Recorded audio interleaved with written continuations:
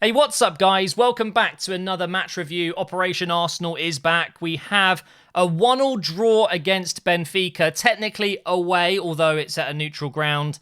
A little bit weird with the COVID restrictions, and certain countries can't have players coming in from other countries. It's a little bit weird.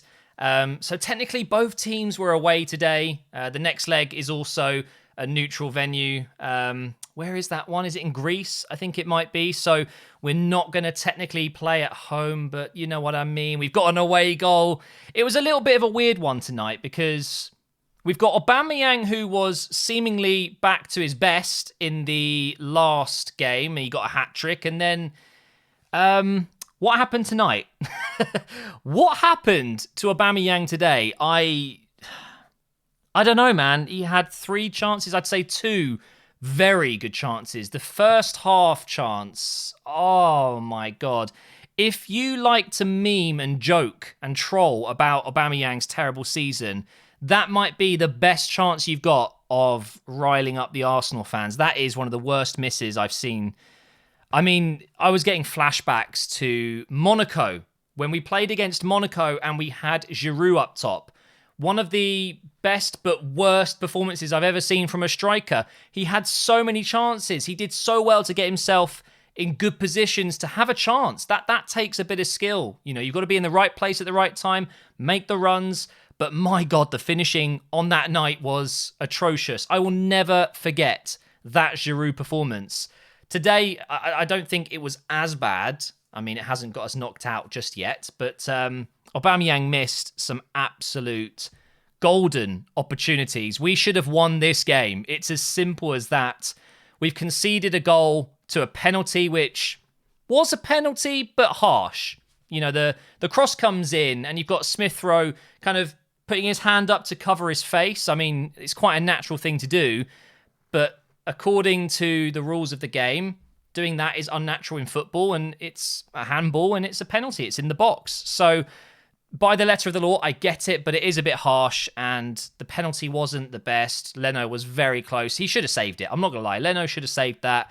You could see it when Arteta was on the camera. His reaction was just frustration. I don't think it was the penalty being given, although that is frustrating in itself. It was soft. It was a penalty, though. I think he was angry at the fact that Leno didn't save it. It was really quite close to that left hand, so I would have expected him to save it. It is what it is. Thankfully, within 5 minutes, we were level, and it went through VAR. When you think about it, I can't believe it. It was so obviously onside. I don't know why it took a minute to check. It's so dumb. I've talked about VAR before. I've tweeted about it a million times.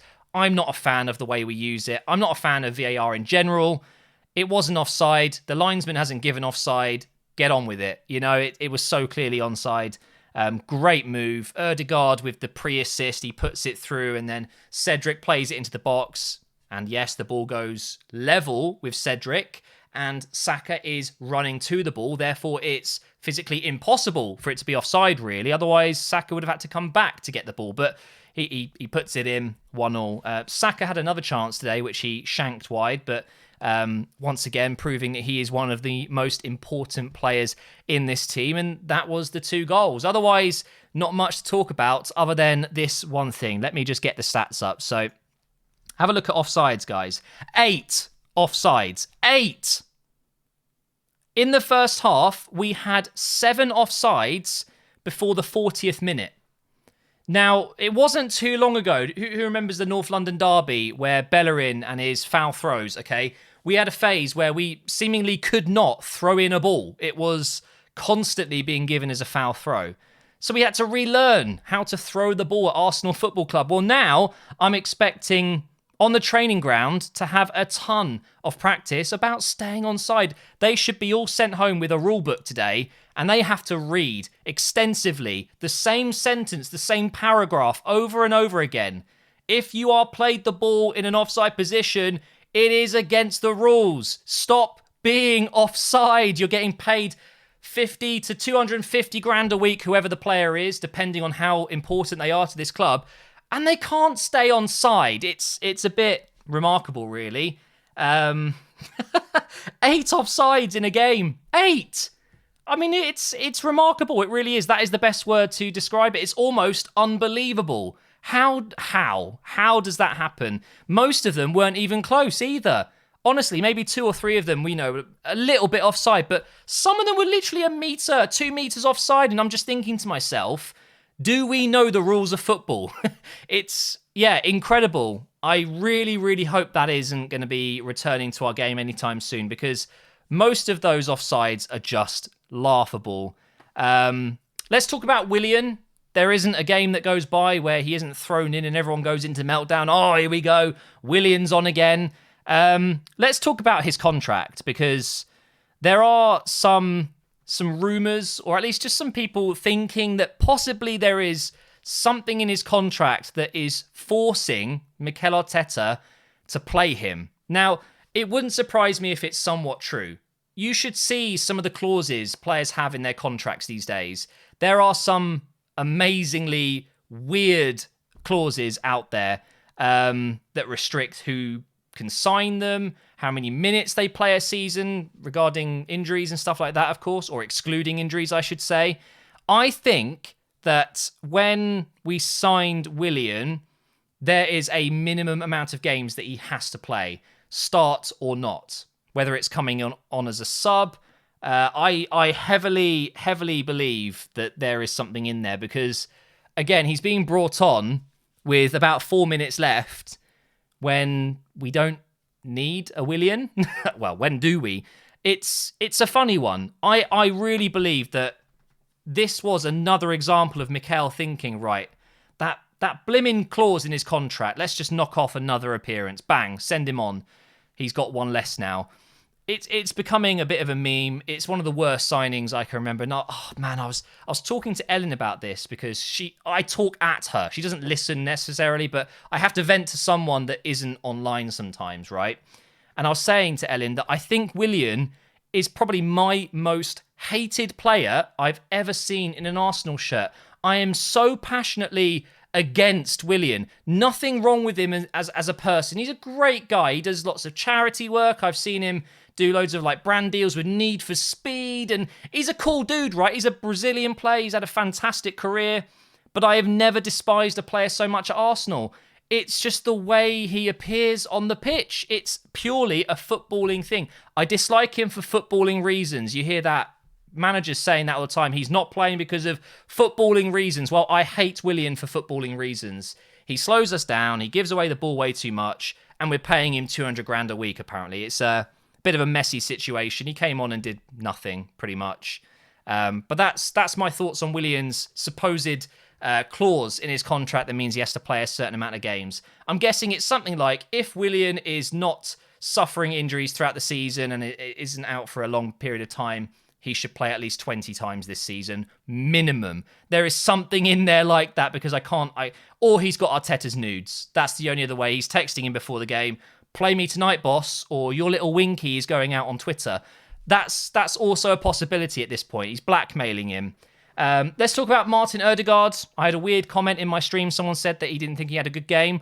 I couldn't disagree more. I think Martin Odegaard had a really good game. Sometimes players can have a good game, but not necessarily show it, if that makes sense. They can go under the radar. Some of his passing, some of his movement was really good. He is the reason we scored, I think. That splitting pass into Cedric behind the defenders. He reminds me of Mesut Ozil. He really does. He glides along the pitch. He seems to find passes that other players can't even see. And the passion, I've spoken about this before. When we score, look around. See who's celebrating. See who doesn't seemingly care and he turns around and walks back to the halfway line. Look at Odegaard when we score.